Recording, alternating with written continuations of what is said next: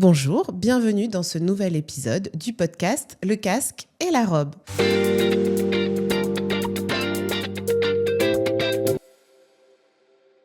Je suis Marie Simoès, avocate en droit de la construction et aujourd'hui, je reçois Katia Lesalbom, avocate en droit de l'urbanisme. Bonjour Marie, merci de m'avoir invitée. Bonjour Katia. Alors aujourd'hui, je t'ai invitée parce que j'ai un gros projet. J'aimerais que tu m'apprennes à devenir un promoteur immobilier à succès. C'est un gros projet, c'est très ambitieux je pense. Alors, je vais pas te demander de me parler ni de mur-pignon, ni de Solin, ni de voile par passe. On laisse la technique à un prochain épisode. Mais là, j'aimerais que tu nous parles évidemment de droit. Voilà, comment on monte un projet immobilier dans le respect des règles d'urbanisme et surtout vraiment les petits tips juridiques que tu as à nous donner. Et aussi stratégie, parce que évidemment, comme tu es au contact régulier de promoteurs au tout début de leur projet, j'imagine que in concreto, tu as pu élaborer avec eux des petites stratégies pour comment relationner avec les mairies, comment se faire bien voir, comment être dans les règles. Et donc, finalement, comment avoir un projet qui se déroule magnifiquement bien, sans heurts. Ça n'existe absolument pas, d'autant que dans ce que tu dis, il y a évidemment la partie amont qui consiste à échanger avec la mairie et proposer le projet le plus conforme aux dispositions d'urbanisme que possible. Mais après, il y a aussi toute la relation avec les riverains. Oui, je les ai oubliés. Et potentiellement avec une phase contentieuse qui doit aussi être gérée le plus en amont possible. Je pense que c'est ça le secret, en fait, en matière d'urbanisme, c'est d'essayer de comprendre les choses le plus en amont et d'échanger. Il y a beaucoup de communication à faire, que ce soit avec la ville ou avec les riverains, pour sécuriser au maximum les projets. Mais voilà, c'est exactement ça que j'ai envie d'aborder, qu'on rentre plus en détail au fur et à mesure de notre discussion. Et alors, moi, ma première grande question, c'est est-ce que c'est le moment de construire ? Est-ce que c'est le moment où je me lance dans la promotion immobilière ? Parce que j'accompagne des promoteurs qui m'expliquent que c'est hyper difficile. Donc moi, j'interviens après, une fois que le projet est lancé et une fois qu'on est plutôt au stade début de construction, éventuellement post-construction, une fois qu'il y a des désordres et vraiment j'arrive fin de projet. Toi, tu arrives vraiment en amont. Donc, tu vas pouvoir nous dire, est-ce que c'est une bonne idée que de se lancer là-dedans en ce moment ? Alors, en ce moment, c'est un tout petit peu compliqué pour tout un tas de raisons. La première raison, c'est qu'il y a de moins en moins de terrains disponibles, notamment en région parisienne, pour créer des logements ou des projets de promotion immobilière. Ensuite, il y a un vrai sujet par rapport au financement bancaire, aux prêts qui seraient donnés aux promoteurs, qui leur laisse une marge de manœuvre beaucoup plus restreinte pour les montants à proposer aux vendeurs. Et les vendeurs n'ont pas encore conscience que le prix du marché en fait a baissé. Donc là, on est dans une phase un peu intermédiaire où les promoteurs n'ont pas les moyens d'acheter au prix que les vendeurs demandent. La troisième raison pour laquelle c'est un petit peu plus compliqué en ce moment, c'est qu'il y a les élections municipales qui arrivent en début d'année prochaine et à ce stade, les projets sont un petit peu bloqués parce que les mairies refusent un petit peu de prendre parti pour tel ou tel projet en amont des élections par rapport à leur campagne. D'accord, donc ce que je retiens, c'est que le contexte est là en ce moment un peu compliqué du fait des crédits accordés, du montant des crédits accordés, du marché un peu tendu, surtout en région parisienne. Est-ce que tu accompagnes aussi des promoteurs dans toute la France ? Est-ce que c'est moins compliqué si on se lance en province en ce moment ? C'est moins compliqué. D'accord. C'est moins compliqué et en fait, il y a quand même toujours un revers de la médaille à toute situation. C'est que cette situation un peu tendue financièrement implique aussi que les promoteurs négocient des promesses de vente plus longues, avec toujours la condition suspensive, bien sûr, d'obtention d'un permis de construire définitif. Mais du coup, ils arrivent à négocier des promesses plus longues. Et la phase contentieuse impacte moins leur projet, c'est-à-dire qu'ils ont plus le temps de régler la question, soit à l'amiable, soit même en contentieux, parce qu'ils ne perdent pas le bénéfice de leurs promesses par le temps qui passe. Ouais, ok. Donc il y a quand même un avantage à cette situation, c'est que les promoteurs ont plus le temps de gérer leurs problématiques contentieuses, ce qui n'était pas forcément le cas avant, où en marché tendu, finalement les vendeurs avaient plusieurs propositions et ça mettait une pression aux promoteurs sur les délais. Exactement, et ça mettait aussi du coup, de fait, une pression sur même une indemnité en termes de négo, qui était du coup plus importante. D'accord. Parce qu'il y avait trop de concurrence et il fallait être celui qui règle le problème du contentieux pour acheter. D'accord, je comprends. Donc, En province, un peu moins complexe. En région parisienne, assez complexe du fait de tout ce qu'on a évoqué, mais quand même faisable. Et aujourd'hui, qui c'est qui construit ? C'est les promoteurs les plus solides, ou on a quand même encore des petits promoteurs, moyens promoteurs qui arrivent à se démarquer, à lancer des projets en région parisienne ? Non, il y a encore des... Moi, ma clientèle, elle est des petits promoteurs, moyens promoteurs, et ils arrivent encore à lancer des projets.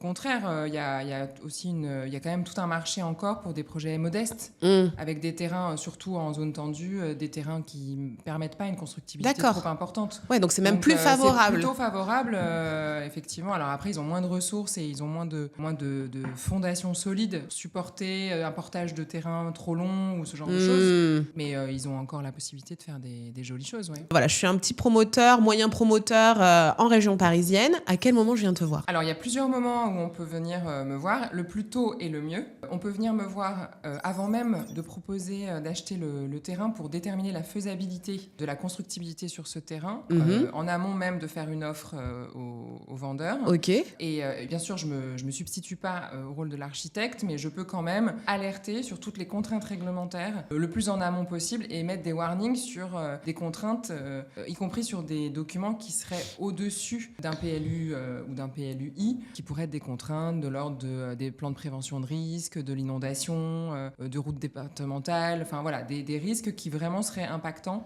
sur la faisabilité du projet. Okay. Et ensuite, à mon sens, pour sécuriser au maximum, c'est assez indispensable de procéder à ce qu'on appelle un audit avant dépôt, c'est-à-dire qu'à ce moment-là, moi, je travaille en collaboration avec l'architecte et je vérifie la conformité du projet aux règles, évidemment, du PLU, mais aussi je complète et j'aide l'architecte à déposer un dossier aussi complet que possible sur la forme, c'est-à-dire que chaque pièce soit bien produite et aussi que chaque pièce soit bien suffisante par rapport à la jurisprudence en la matière, par rapport à ce qu'attend le code de l'urbanisme pour chacune de ces pièces. Ok, donc ça c'est l'idéal, j'imagine que ça fait gagner un temps fou et ça évite des risques. Alors ça fait gagner un temps infini et ça fait d'autant plus gagner du temps que l'étape suivante pour sécuriser au maximum, c'est ce qu'on appelle la pré-instruction, c'est-à-dire des échanges avec la commune, avec le service instructeur, pour justement adapter au mieux le projet. Alors parfois c'est un peu agaçant parce qu'il arrive quand même assez souvent que les villes, même si le projet est légal, demandent des petites modifications, des petites réductions, aussi dans la perspective d'intégrer le projet dans l'environnement et que les avoisinants ne soient pas trop mécontents. Donc c'est vrai que c'est un peu agaçant parce que parfois les promoteurs ne peuvent pas aller au maximum de la constructibilité possible sur le terrain, mais c'est quand même un gage de garantie pour la délivrance en fait, du permis et surtout pour l'instruction fluide. Une fois, si on dépose avec déjà des remarques de l'administration et du service instructeur, il est bien évident qu'on a une instruction qui se passe sans encombre et une délivrance quasiment garantie. Après, il faut quand même savoir qu'il y a beaucoup de services instructeurs qui refusent de rencontrer les promoteurs en amont. Ok, donc là on va aborder ça, mais alors du coup ma question, parce que souvent je le dis, j'ai déjà abordé dans ce podcast, moi aussi je dis à mes clients, venez me voir au stade du contrat, venez me voir avant qu'il y ait des problèmes, mais c'est jamais comme ça que ça se passe, ils viennent surtout me voir quand il y a les problèmes. Bien sûr. Est-ce que toi c'est le cas, ou est-ce que vraiment les promoteurs ont ce réflexe de faire, comme tu expliques, au stade même avant projet, en partenariat avec l'architecte, ou est-ce que c'est une fois sur 10 que ça arrive qu'un promoteur te sollicite à ce stade-là ? Mes clients fidèles ont compris l'intérêt de me solliciter au plus tôt. Après, évidemment, le plus fréquent, c'est une fois qu'il y a les problèmes. Le pompier, quoi. Voilà, pour éteindre le feu. Mais non, moi, j'ai quand même réussi à démontrer à mes clients que c'était quand même vraiment avantageux pour eux. Voilà, c'est ça, c'est ce que j'explique. C'est que c'est une fois qu'on a eu un problème que là, on anticipe. Mais bon, premier contact, c'est pour éteindre un incendie, quoi. Donc, généralement. Si ce podcast peut motiver des gens à venir voir Katia avant, ce serait une excellente idée. Ce serait super. Alors voilà, donc gros point que j'ai envie d'aborder et que tu as commencé à évoquer, c'est la relation avec la mairie. Je suis vraiment très curieuse de savoir dans quelle mesure, stratégiquement, il faut se positionner, à quel moment, parce qu'on sait très bien que si les services urbanisme, le maire est favorable au projet, comprend le projet, comprend le promoteur, la personne même du promoteur, ça peut changer complètement la donne. Alors, comment on fait ? Stratégiquement, comment on se place ? Alors, Stratégiquement, encore une fois, le mieux est d'aller rendre visite au maire, d'une part, et au service instructeur en amont, avant le dépôt du dossier de demande, et d'avoir un échange aussi ouvert que possible, aussi avec les organes consultatifs. Je pense par exemple à l'architecte des bâtiments de France qui, de toute façon, va émettre un avis dans le cours de l'instruction une fois que le permis, la demande sera déposée. Et en fait, on a évidemment intérêt, puisque la question de l'architecte des bâtiments de France, c'est de déterminer si le projet, et notamment son esthétisme, en fait, va être suffisamment en concordance avec les avoisinants et un monument historique protégé. Donc on a évidemment intérêt aussi à échanger avec l'architecte des bâtiments de France avant, parce que s'il s'agit de changer un revêtement de façade ou la couleur des volets, autant le faire en amont que de devoir modifier en cours d'instruction. Après, la difficulté qu'on a in concreto, c'est qu'il y a énormément de services instructeurs qui donc refusent ces préinstructions. Il y a beaucoup de maires qui, par principe, refusent aussi de recevoir les promoteurs. Et il y a aussi des cas où on est obligé de déposer, on a même parfois des oppositions de principe avant le dépôt, ça m'est arrivé. Il y a des communes périphériques à Paris, dans lesquelles il y a des quartiers où en fait les petits collectifs sont autorisés, et pour autant les mairies veulent conserver des pavillons, etc. Et qui, avant même qu'on arrive à leur proposer quelque chose et à leur montrer que ça va être joli et que ça va bien s'insérer, en fait refusent, disent non, nous on n'acceptera pas d'enlever cette maison individuelle, etc. Et en fait dans ces cas-là, on est obligé de faire un passage en force, c'est-à-dire qu'en fait on est obligé de déposer au risque d'avoir un refus, fondé ou pas, généralement infondé, puisque je suis arrivée avant pour auditer le permis, donc généralement il est infondé. Mais malgré tout, on se retrouve face à un refus, et là il y a toute la question du contentieux du refus de permis qui s'ouvre à nous. Ah ouais, c'est ça. Donc en fait, vraiment, il y a parfois une volonté politique qui est en dehors de toute règle d'urbanisme. Les maires savent que c'est pas dans leur intérêt électoral d'accepter ce genre de projet, et donc vont, peu importe le projet, fermer les yeux, fermer les oreilles et dire moi je me positionne, ce sera non. Absolument. Et j'irai au contentieux. Oui. Ok. Ils assument d'y aller. Il n'y a pas de voie parallèle où on arrive à les convaincre. Le contentieux, pour eux, c'est pas un risque, une crainte. Ils y vont sans se poser trop de questions. Dans la balance, finalement, gérer un contentieux sur un arrêté de refus, pour eux, c'est plus favorable que de prendre un risque par rapport aux avoisinants et à leur électorat possible. Sachant que la particularité du contentieux du refus des autorisations d'urbanisme, c'est que c'est très long et très contraignant, parce que l'annulation d'un arrêté de refus ne donne pas autorisation de construire. C'est-à-dire que ça ne vaut pas permis de construire. Une fois que l'annulation du refus a été prononcée par le juge, il faut que le pétitionnaire confirme sa demande, que la demande soit de nouveau instruite, et il y a encore une possibilité pour la mairie à ce moment-là de éventuellement refuser de nouveau sur un autre motif, etc. Mais donc en fait, le contentieux du refus, il est à ce jour, mais ça va peut-être changer, il est plutôt en faveur de l'administration. Donc c'est vrai que pour eux, c'est pas rédhibitoire du tout, et que à la limite, même dans un mandat, on peut imaginer que, en plus c'est quand même long, la justice administrative en ce moment c'est quand même très long. En réalité, sur un mandat, ils ont presque pas le temps de voir aboutir. Voilà, donc ils ont quand même assez intérêt à refuser quand ça les dérange. Donc ça les dérange quand la mairie est plutôt d'un certain bord, quand il y a je sais pas, une tendance. Là, il y a eu une tendance où on en avait marre des projets de construction où il faisait pas bon d'être maire qui autorise les constructions. Et là, j'entends de plus en plus les médias aborder le manque de logement. Est-ce que c'est ça? Est-ce que finalement BFM TV fait la tendance des autorisations de permis de construire facile ou non? Ou est-ce que c'est plutôt le bord politique ou le maire en lui-même, ce qu'il a promis? Qu'est-ce qui peut nous... Tu vois, je me dis, je suis un promoteur, j'ai 2 options, soit je construis dans telle ville, soit je construis dans telle ville. Quels sont les signes qui me font me dire que voilà, un maire va être plus souple qu'un autre, ou peut-être un moment plus favorable qu'un autre? Alors, je pense que c'est plus facile en début de mandat qu'en ce moment, en fin de mandat Ouais, ce que tu municipal. Je pense aussi que chaque bord politique a son avantage et son inconvénient, c'est-à-dire que dans certaines villes, on va évidemment avoir des obligations de créer du logement social beaucoup plus importantes. Et en même temps, l'avantage d'avoir cette obligation, c'est que ce sont des villes où on cherche à construire du logement. Donc la part de logement social est certes importante, mais ça permet aussi de construire des logements d'accession. Ah ok, c'est une obligation légale. C'est une obligation légale. Alors c'est une obligation légale pour les collectivités de se conformer à une proportion de logement social au sein de la ville. Certaines villes sont en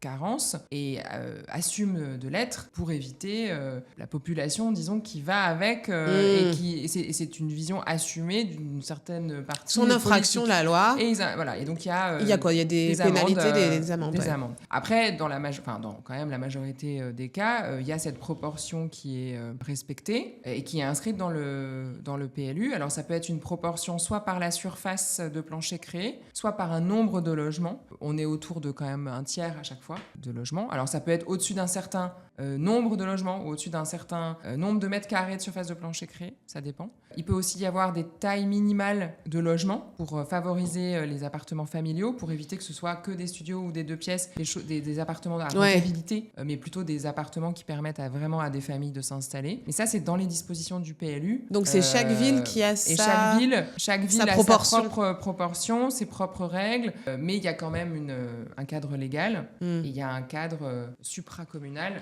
à respecter aussi. Voilà. Et il n'y a pas une partie négo? Non, ça rentre pas du tout dans la négociation avec le... Ce qui pourrait rentrer dans une négo, alors négo avec une ville, c'est quand même un peu un concept, hein, c'est-à-dire que ça n'existe pas vraiment, mais il pourrait y avoir, appelons ça un échange. Un échange. Eh bien, il pourrait y avoir, l'engagement d'un promoteur de peut-être...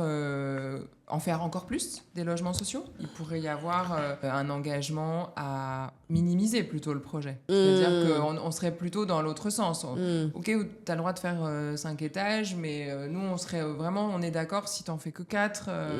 Voilà, on est plutôt dans ce genre de discussion, d'échange, ok. parce que il y a toujours aussi la question des voisins. Voilà, et très bien. Magnifique pont. T'as vu? Autre problématique quand on est promoteur, comment gérer les relations avec les riverains qui ont cette faculté de ralentir, j'allais dire bloquer, mais bon, je sais pas.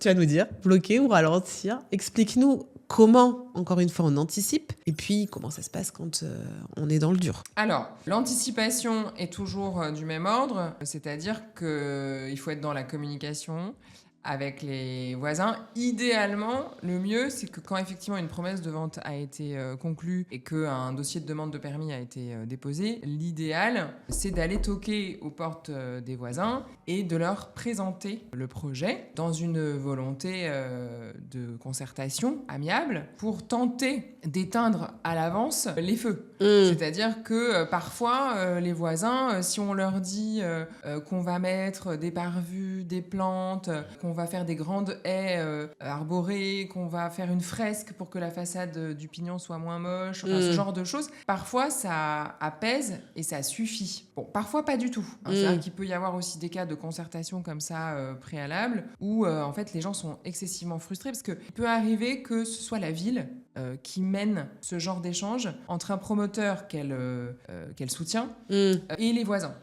Et en fait, à partir du moment où la ville participe, moi, ce que j'ai constaté de manière empirique, c'est que les gens ont l'impression que comme c'est la ville qui organise, la ville peut faire quelque chose. Sauf qu'en réalité, ça reste le pétitionnaire qui dépose le projet qu'il veut. Donc, en fait, il y a une grosse frustration. Moi, je recommanderais pas, même si la ville soutient, qu'il y ait un affichage de la ville. Parce que sinon, il y a une confusion dans l'esprit des gens. Après, ce que j'entends aussi de manière empirique, et ça, c'est systématique, c'est que les gens regrettent toujours que le promoteur soit pas venu leur parler avant. Les voisins trouvent toujours assez scandaleux d'apprendre par l'affichage l'existence d'un projet sur le terrain d'à côté. Donc moi je pense que ça ne coûte rien et qu'en fait, au pire, ça ne fonctionnera pas, mais que c'est que positif d'aller toquer aux portes et d'essayer de présenter le projet et d'essayer de voir ce qui pourrait être réalisé facilement, pourrait minimiser l'impact que ça a sur les voisins. Et c'est l'occasion aussi d'expliquer aux voisins la base qu'il faut quand même rappeler, c'est que en fait, les voisins n'ont pas de droit acquis à conserver une vue, à conserver un ensoleillement. Ouais. À partir du moment où la construction est légale, eh bien, il n'y a pas de préjudice particulier. Donc, c'est aussi l'occasion de le rappeler aux voisins, c'est de dire, voilà, nous, on fait quelque chose qui est conforme au PLU, on a le droit de le faire, on a conscience que malgré tout, ça crée des nuisances, et on vient pour essayer de les minimiser ensemble. Et ça permet de déposer le permis en incluant déjà les petits aménagements faits pour les voisins. Ouais. Et là aussi, c'est un gain de temps. Après, ça fonctionne pas aussi facilement tout le temps. Ça évite, à mon avis, un certain nombre de requérants. Parce que il y a évidemment celui qui se prend le mur en face de sa terrasse et qui n'a plus de soleil. Bon, lui, même si on vient le voir à l'avance, potentiellement, il va faire un recours. Mais il y a tout un tas de requérants un peu satellites, à mon avis, qu'on peut dissuader assez facilement en faisant ça. Bah oui, c'est ça. Moi, je le vois aussi assez souvent, où dans l'esprit commun des gens, on a une situation, jamais on pense que du jour au lendemain, on va se retrouver avec un voisin qui dresse un immeuble de 6 étages. Donc avant d'acheter, effectivement, c'est bien quand même de se renseigner sur le PLU et sur ce qui est faisable de faire ou pas. Mais quand on est dans un contexte de ville, contexte urbain dense, on sait que potentiellement, un promoteur peut construire un immeuble à côté de chez soi. Et donc, ce que j'explique à mes... alors, quand j'accompagne des promoteurs, comme je te l'ai expliqué, donc au stade post-construction, middle construction, j'ai des échanges avec les riverains et ils ont du mal à comprendre le concept de trouble anormal de voisinage. En fait, on considère que dans un contexte urbain, c'est normal que d'accepter la construction de ses voisins, quand bien même elle générerait des troubles d'ensoleillement et même pendant le projet de construction, des nuisances sonores. Et donc, on n'a pas de levier juridique quand on est riverain à agir. Il peut arriver dans de rares cas, moi je l'ai vu, que des troubles d'ensoleillement, des préjudices d'ensoleillement soient sanctionnés, même en contexte urbain, mais c'est de plus en plus restrictif parce que les juges veulent aussi limiter les contentieux. Je sais pas ce que tu en penses, mais moi c'est un peu comme ça que je l'ai analysé. Et donc plus on avance, moins les riverains dans des secteurs urbains ont de possibilités de considérer que le trouble est anormal. En fait, le degré de normalité est plutôt en faveur des constructeurs. J'ai l'impression. Oui. Alors, il y a une petite particularité nouvelle aussi dans le contentieux de l'urbanisme. C'est qu'aujourd'hui, pour contester une autorisation de construire, donc qui est un acte administratif devant le juge administratif, il faut démontrer qu'on subit un préjudice dans sa vision civiliste. C'est-à-dire que le texte maintenant du Code de l'urbanisme mentionne que pour contester une autorisation de construire, il faut démontrer que le projet va avoir un impact sur les conditions d'utilisation, de jouissance du bien. Ou d'occupation du bien. En réalité, il y a une confusion un petit peu des genres et il faut quand même subir un préjudice aujourd'hui. En tout cas, c'est comme ça que le juge doit l'analyser pour contester une autorisation d'urbanisme, même si le fait d'être voisin immédiat donne un avantage, comme presque une présomption d'intérêt à agir, mais sinon, ça reste le préjudice, qui est une notion quand même de droit privé, qui permet une action en droit public. C'est ça. Ben oui, parce que tu as le moment où toi, on vient de te saisir, donc au stade permis de construire. Il y a le moment où moi, on vient me solliciter, ça m'est arrivé aussi. Après, et donc là, on peut aussi agir en principe devant le juge judiciaire. Mais bon, honnêtement, les perspectives d'obtenir gain de cause quand on est riverain, surtout en secteur urbain, c'est pratiquement impossible aujourd'hui.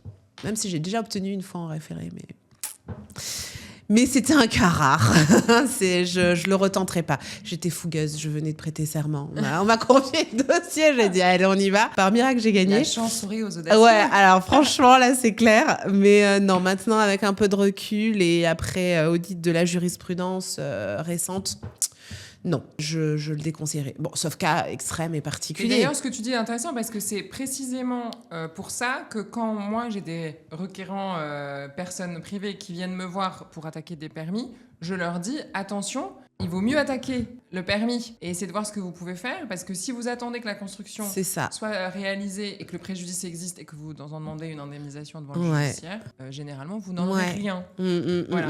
Donc effectivement, Ouais, ça, c'est clair. ça fait un effet de levier beaucoup plus avantageux Mmh. d'attaquer le permis. Non, mais c'est clair. Et du coup, bon, bah, l'idée, c'est quand même de se mettre en accord avec soit le riverain, soit le promoteur, suivant du quel côté on se trouve. Et qu'est-ce qu'on négocie alors ? Qu'est-ce que le promoteur va négocier avec le riverain ? Qu'est-ce que le riverain va tenter d'obtenir du promoteur ? Bon, des sommes d'argent. Moi, j'ai déjà vu des travaux aussi. Oui, ça peut être vraiment... en fait, c'est de moins en moins des sommes d'argent. Et Ouais. quand ce sont des sommes d'argent, elles sont de moins en moins Importantes. importantes. En fait, le promoteur, il est dans deux situations complètement différentes en fonction de la promesse de vente qu'il a signée. S'il est pressé, si sa promesse de vente est susceptible de tomber parce qu'il n'a pas son permis de construire définitif, il aura évidemment intérêt à négocier avec les requérants. En revanche, et c'est de plus en plus le cas en ce moment, si sa promesse est suffisamment longue, et compte tenu du fait que les marges de manœuvre financières sont de plus en plus restreintes, que les coûts de la construction sont plus élevés, en fait, les promoteurs ont une enveloppe qui est beaucoup plus petite à affecter au négo.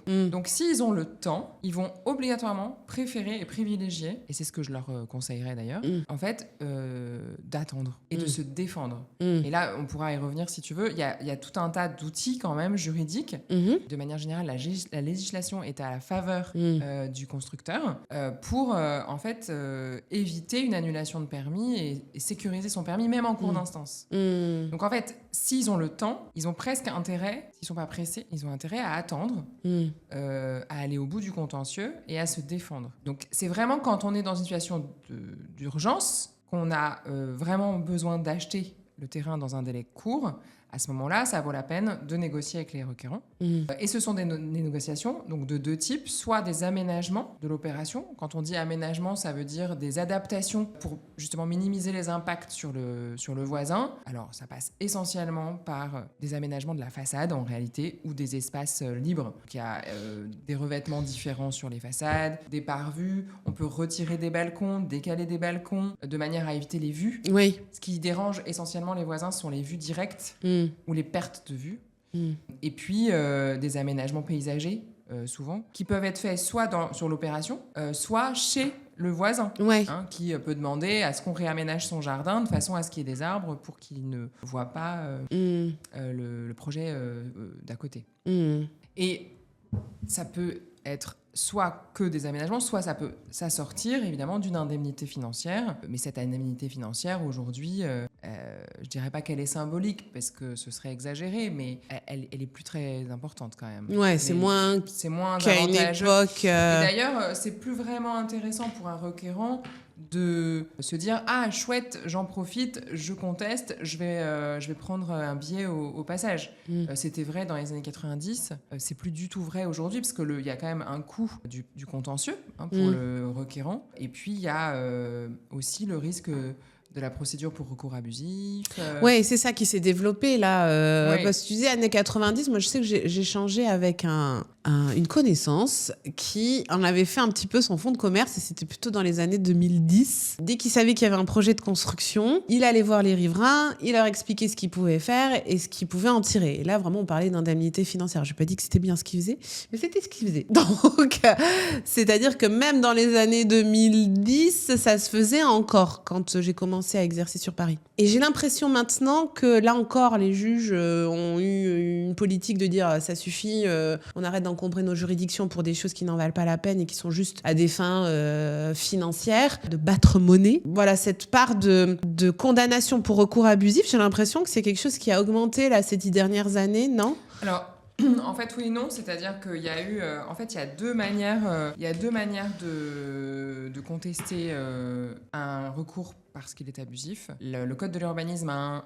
introduit un article qui permet aux porteurs du projet de demander une indemnité financière dans le cadre du recours devant le tribunal administratif auprès du juge administratif pour démontrer que ce recours impacte trop l'opération, crée un préjudice qu'il convient d'indemniser, alors que les intérêts du requérant ne sont pas si importants que ça à faire ce recours. Cette procédure-là n'a jamais été vraiment suivie d'effet et appliquée par le juge administratif, ou de manière excessivement rare, en cas d'irrecevabilité manifeste, en cas de non-modification du projet, parce qu'en fait, le juge administratif a considéré que si on fait un permis modificatif pour régulariser, le recours finalement a eu un intérêt. Donc en fait, du coup, il n'y a pas d'indemnité à donner.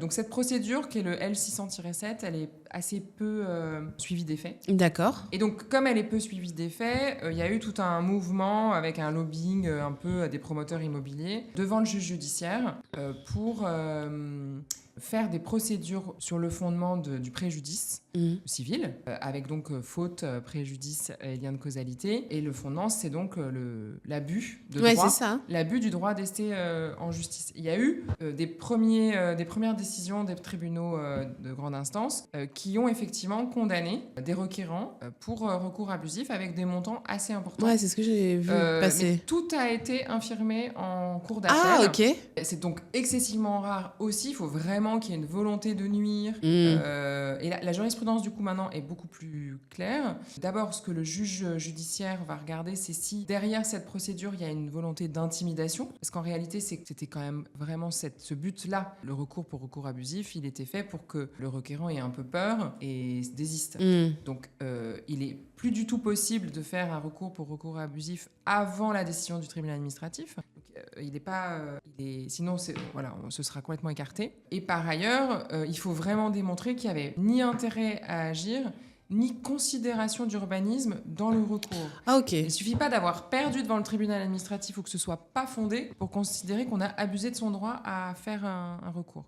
Sachant qu'en plus, le recours pour excès de pouvoir devant le juge administratif, puisque le permis de construire est un acte administratif, c'est quand même assez sacro-saint. On ne peut pas y renoncer. C'est vraiment la possibilité pour l'administré de contester un acte de l'administration. D'accord. Donc, c'est pas ce que je pensais. Il n'y a pas de tendance jurisprudentielle. Au contraire, c'est de plus en plus clair. Ça a été sanctionné. D'accord. Ok. Oui. Mais ça reste un stress pour les requérants. Ouais. Parce que malgré tout, s'ils sont convoqués devant le juge judiciaire pour recours abusif, il faut se défendre. C'est quand même des montants généralement qui sont importants. Ouais. En plus, quand on est assigné devant le juge judiciaire, on a un huissier qui vient donner une assignation, etc. Donc, c'est un coup de pression. Ouais, c'est ça. Et ça, en fait, les promoteurs s'en servent comme un coup de pression et ça dissuade. Ok. Bon, globalement, il faut essayer de s'entendre, protocoler. Oui. Les protocoles. Oui. Parce qu'en fait, toi et moi, on se croise au moment du référé préventif. Oui, voilà. Absolument. Donc, les protocoles. Moi, j'en ai vu rédigés par des promoteurs. Quand c'est un cas simple, ok, à la limite. Mais s'il vous plaît, quand c'est quelque chose d'un peu plus complexe, qui mérite des détails, de bien identifier les parties, qui représente qui. Quand on protocole avec un syndicat des copropriétaires, faut faire attention. Quand on négocie sur des parties communes, parties privatives, faut voir qui est en droit de signer le protocole et qu'est-ce qu'on concède et comment on le rédige. Donc, ok, on comprend que c'est bien mieux de protocoler, de négocier des indemnités financières quand le cas le justifie réellement, sinon des travaux, un aménagement du projet. Et tout ça, ça se matérialise donc par ce fameux protocole. On te sollicite pour les protocoles ou on te demande de venir quand on n'a plus rien compris à ce qui était écrit, ce qui était convenu? Généralement, on me sollicite pour la négo et donc c'est toi qui rédiges le protocole. Alors que moi, j'interviens plutôt après. Ouais. Donc, le protocole est déjà signé. Des fois, même, je représente le promoteur et j'apprends que le gestionnaire a signé un protocole sur un sujet dont il m'avait pas fait part. Et là, je vois l'œuvre d'art. Je me dis franchement, on va s'en sortir, mais il va falloir renégocier. En fait, je suis comme toi quand ce sont des protocoles qui se négocient dans la vie du chantier. C'est-à-dire, dans le cadre du référé préventif, les opérationnels des promoteurs ont un peu tendance à se dépatouiller tout seuls avec les voisins sur attends, là, pendant 3 jours, je vais passer par chez toi, je mets une clôture ici, je monte le mur là. Bon, ça, clairement, ils font n'importe quoi et ça m'arrive aussi, rarement, mais ça m'arrive d'intervenir dans le cadre du référé préventif pour ça. Mais dans la mesure où là, nous, c'est une procédure... En fait, généralement, la concession réciproque dans mes protocoles à moi, c'est de se désister de la procédure devant le juge. Et comme c'est moi qui l'ai engagé, cette procédure, forcément. le désistement doit passer par moi, donc assez naturellement, c'est toi qui rédige. C'est moi qui rédige. Ouais. Et heureusement, parce que effectivement, la rédaction du protocole en soi est pas complexe. Compliqué, non? C'est plutôt qu'il faut penser à tout ce qui peut se passer dans le cadre de l'exécution du protocole. Il peut arriver qu'il y ait un permis modificatif à déposer et à obtenir. Donc ça, c'est une complication. Il peut y avoir aussi des différents moments de libération des fonds de l'indemnité en fonction de l'ouverture du chantier ou en fonction de l'acquisition du bien. Voilà. Donc en fait, c'est plutôt la mise en musique de l'exécution du protocole que les termes du protocole en eux-mêmes, qui sont souvent assez simples. C'est ça. La négo, les gestionnaires de projet, allez-y, go, vous foncez. Même, c'est vrai que des fois, c'est des choses qui nécessitent des discussions parce qu'on est sur des problématiques qui doivent se gérer à court terme. Donc très bien, on y va, on est en contact des riverains, moi ça me va bien.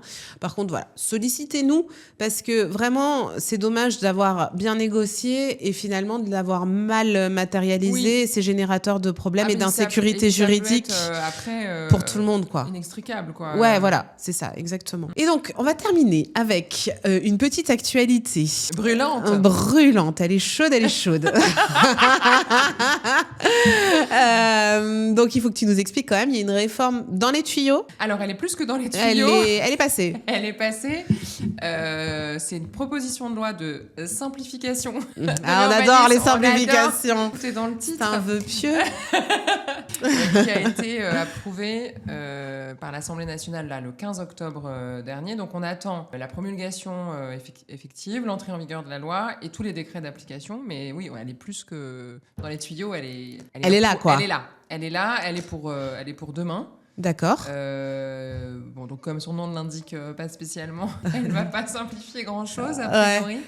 Mais moi, j'ai identifié pour les promoteurs, en tout cas, 3 sujets qui, quand même, pourraient être intéressants. Alors, évidemment, chaque point est intéressant et en même temps peut comporter des inconvénients qu'on pourra identifier dans la pratique. La première chose, c'est que les permis de construire modificatif pourrait être délivré en fonction des règles applicables à la date du permis initial pendant 3 ans, même si entre-temps les règles ont changé. Alors ça, du coup, je me permets une petite parenthèse pour que ce soit clair, c'est que y a aujourd'hui la place du permis de construire modificatif, elle est monumentale parce qu'elle permet de régulariser quasiment tout. Soit en amont, soit en cours d'instance, et d'éviter les annulations contentieuses. Ce qui vraiment est une volonté politique et législative, c'est vraiment de réussir à construire et d'éviter que le contentieux soit un frein.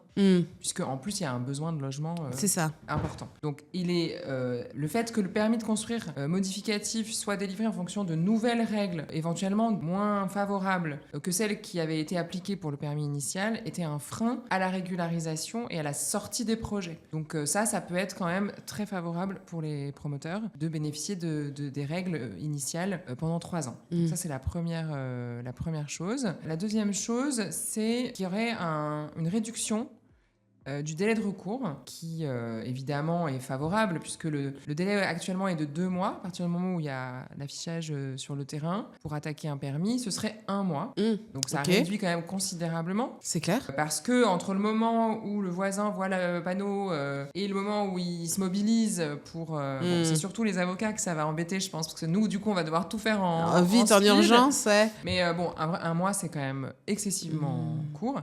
Et là-dessus, deuxième mesure, c'est que en plus du fait que le délai de recours serait d'1 mois, il se trouve que le recours gracieux, qui était un recours administratif préalable, avait pour effet de proroger le délai de recours contentieux. D'accord. Et ce ne serait plus le cas. Or, le recours gracieux, c'était un recours qu'on formait devant le maire, c'est-à-dire devant l'autorité qui avait pris le permis. On expliquait sur la forme et sur le fond pour quelles raisons on demandait le retrait. En fait, on avait 2 mois pour faire ce recours gracieux. La ville avait 2 mois pour y répondre. Comme ça prorogeait le délai de recours contentieux, on avait de nouveau 2 mois pour attaquer devant le juge. Ce qui fait qu'il y avait quand même cette petite période de 6 mois où le requérant avait quand même lié le contentieux d'une certaine manière. Il avait quand même dit, attention, moi j'ai envie de contester.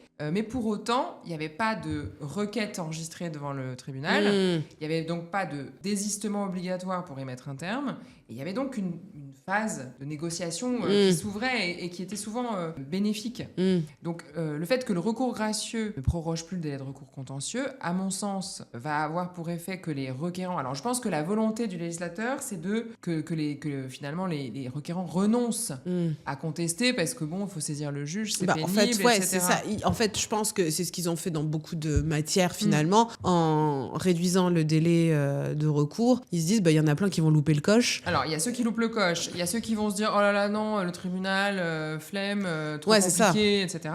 Mais bon, à mon sens, l'effet, je pense que ça va avoir, et plutôt au contraire, c'est qu'en réalité, il va y avoir d'autant plus de contentieux, puisqu'il n'y aura plus de recours gracieux, qu'on n'aura plus de possibilité de régler le problème hors tribunal. Comme les tribunaux sont déjà sous l'eau, ouais, c'est ça. que les procédures aujourd'hui durent des années. Ah non, mais c'est un truc de dingue. C'est un enfer. Devant le tribunal administratif de Melun, j'ai mis 3 ans à avoir une date d'audience. Il fallait être prêt en 15 jours. C'est-à-dire qu'ils m'ont demandé des documents complémentaires. Oui, ça m'étonne pas. Il fallait... Voilà, 3 ans, j'ai fait je sais pas combien de relances. Et en 15 jours, on était informés de l'audience. Et moi, il m'est arrivé d'avoir, ça m'arrive de plus en plus souvent, des clôtures d'instruction. Parce qu'en fait, le code de l'urbanisme impose au juge normalement de statuer en 10 mois sur des contentieux de permis de construire. Ouais, parce que c'est encore un autre enjeu, ouais, c'est alors, clair. c'est quand même un enjeu. En fait, c'est l'enjeu aussi ultime de la promesse de vente. C'est-à-dire qu'en fait, moi, j'ai des contentieux où, super, on a gagné, sauf qu'entre-temps, on a perdu notre promesse. Donc, on